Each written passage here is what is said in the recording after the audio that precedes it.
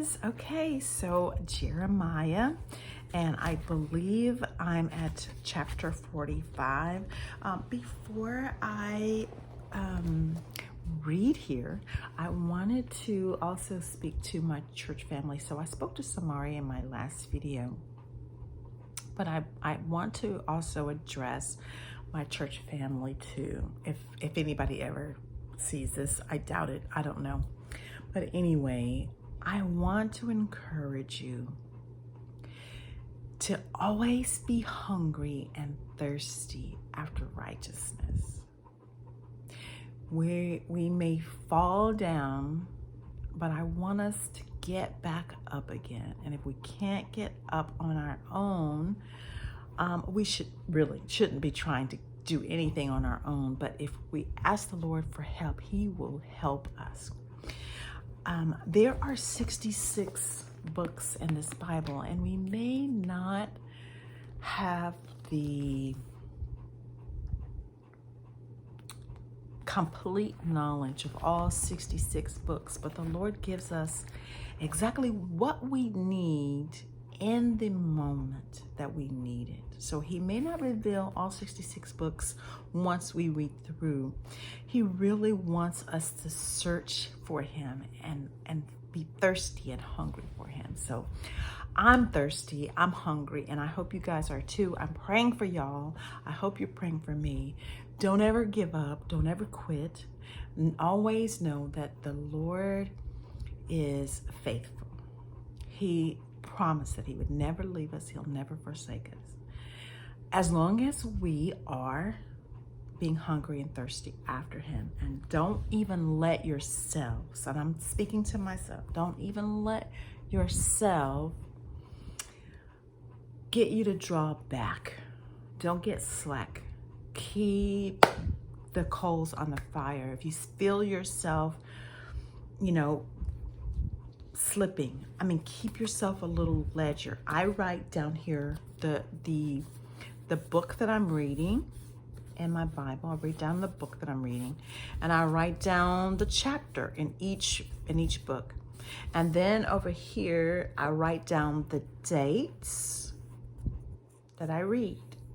And I can tell the days that I skip. Sometimes the days that I skip is because I'm going to church or I'm going to prayer or something like that. So the time gets away from me, and I still don't like that because I feel like I'm defeating myself.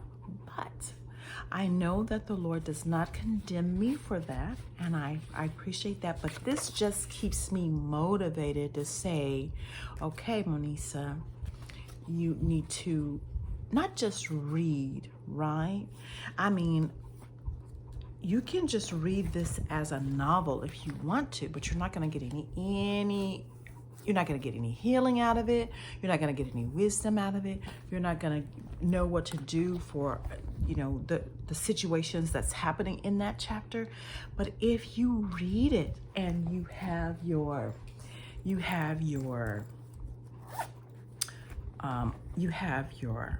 washi tapes marking in here when the Lord calls something out to you, your highlighter. I like to use the erasable map pencils. And I found out that all map pencils are erasable. You just have to have an eraser at the top. Map pencils, and I like, of course, the yellow, the red, the orange, green, the light blues. I like those. You can have stickers. I like these packs of stickers. I got these at Hobby Lobby. Pens, because if it's something that the Lord is calling out that I had not seen before, I'm gonna box it. I'm gonna call it out. I'm gonna write down if Brother Land or Brother Butler or Brother McDowell or Brother Walker calls out a scripture or whatever the passage is. I kind of write their names and what the service was about and the date on here. So sometimes it looks like they're going over the same thing over and over. Sometimes they are, but it's probably because we missed something, and the Lord is wanting to, get that brushed up until we get it. So don't feel like I'm hearing the same old thing. We want to be able to get everything that the Lord has for us. We want it, y'all. So I encourage you, get you some. These are note cards that you had in high school. Just get you some. And I stapled some together, and I put down, this one has chapter 1 through chapter 20 on this one page, and then of course it has some on this side, and then of course I have on this side. So all of these markers I've already read, and then I'm of course on this last one here. So I'm going to encourage you to please get you a good King James Version Bible, something that you're able to see. And I would prefer to see it without my glasses. I have to read this without my glasses because this one is really small. I have some bigger Bibles, but they're heavy, so I tend not to carry those around with me. So I need another one of these because I will be through reading this one. I think this one for the second time, and I'd like a new one. So I'm praying that I come across another one. I don't want a pink one this time. I think I want a black one the next time. But I'm going to dive off into Jeremiah chapter 45. Got to put my glasses back on, y'all. Okay. And let's get into it. Now, Jeremiah is a prophet, and he is explaining so far. He's basically prophesying, telling the people what the Lord has said. Of course, the people is rebelling, which breaks my heart, and I see us there as well. And I pray that we wake up and stop rebelling, and because we can push the Lord just a little bit too far. And I pray that we turn from our sin. I ask the Lord to forgive us. Forgive me for my sins, from my iniquities, from my unholiness, from my unrighteousness, for my trespasses. I pray that he forgives every one of my family members on both sides of my family, my mom's side, my dad's side. For my daughter, for my nieces, nephews, for my co-workers. I pray that the Lord forgive us. And I pray that he prick our hearts, that he touch our hearts, that he allow us a glimpse,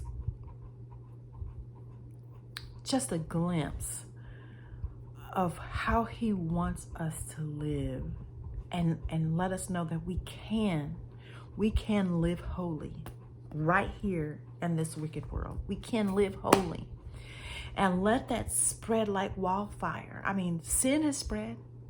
Holiness can spread and overcome evil. I know, in reading the scriptures, that Satan is going to destroy. The Lord has to allow that in order for him to come back. But we don't have to be in that number. We can be in that number who holds on to Jesus, who endures to the end. And let's pray that we endure to the end, that we enter in at the straight gate, that we lay aside every weight, every sin that easily besets us. I used to play a video game. It was a harmless video game. It didn't have any killing in it. I planted all kinds of fruits and vegetables and trees and all of that stuff. I watered them for coins in order to buy more animals and stuff like that. It's probably heard of it, Farmville. Didn't hurt anybody, but I was spending a lot of time doing that. I wasn't spending a lot of time searching the scriptures, so I want to encourage you, whatever it is that's causing you to draw yourself away from Jesus, ask the Lord to help you. He will. I played Farmville for years and years and years, and I didn't believe I was hurting anybody. If I was hurting anybody, it was hurting myself. But I don't want to hurt Jesus at all. I don't want anything to take my attention away from him. I mean, I was in love with this guy. I mean, I'm really still in love with this guy, but I don't love him more than I love Jesus. I love Jesus way more. Not even a little bit more, way more. And I decided I'd rather be alone with Jesus than to feel that short time of happiness with him. I pray for him. I try to pray for him all the time, as much as I can think of him. But I try to keep it where it doesn't make me sad or anything like that. And I know that the Lord will save him and his children and his mom and his siblings. I know he'll do that because he's a mighty good God. And he's brought me a mighty, mighty long way. And I'm hoping that he does that same thing for you guys, that you find peace and comfort in his holy scriptures. Because it's really, if you ever wanted to know, is there any information that'll teach me how to get through life? Trust me, the Holy Bible is that guidebook that you need for every aspect, from a child to an elderly person. This is your dash. Your birth date, my birthday, August 25th, 1969, dash, and whatever my death date is. This is my dash. This is your dash. You just don't know that you're currently living in it. So I encourage you. Okay, I'm going to stop talking now. I'm going to get to reading. So Jeremiah 45. The word that Jeremiah the prophet spake unto Baruch, the son of Neriah, when he had written these words in a book at the mouth of Jeremiah, in the 4th year of Jehoiakim, the son of Josiah, king of Judah, saying, Thus said the Lord, the God of Israel, unto thee, O Baruch. Thou didst say, Woe is me now, for the Lord had added grief to my sorrow. I fainted in my sighing, and I find no rest. Thus shalt thou say unto him, The Lord saith thus, Behold, that which I have built will I break down, and that which I have planted I will pluck up, even this whole land. And seeking thou great things for thyself, seek them not, for behold, I will bring evil upon all flesh, saith the Lord. But thy life will I give unto thee for a prey in all places whither thou goest. That was Jeremiah chapter 45, verses 1 through 5. So I'm going to go to the next video. Hopefully I will not do any talking, just reading Ezekiel. I have here that I marked for the 18th, but I don't have that I marked at there. So I think I might go ahead and read 10 and 11 on the next video. So I will see you guys for Jeremiah tomorrow, Lord willing. But for now, the next video, I'm going to go to Ezekiel. Ezekiel is also one of the major prophets. I have major prophets right there. So he's giving the children of the Lord some information directly from the Lord. And I'm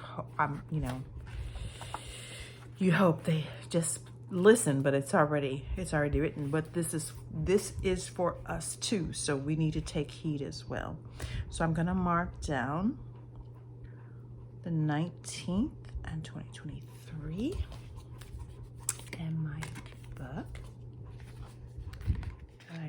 this one. I pray that the Lord write these words down in our hearts and the marrow of our bones so that we won't sin against the Lord. I don't want to sin against the Lord, and I know you don't either. So I'm going to end here and get over to Ezekiel chapter 10 and 11. Okay, bye.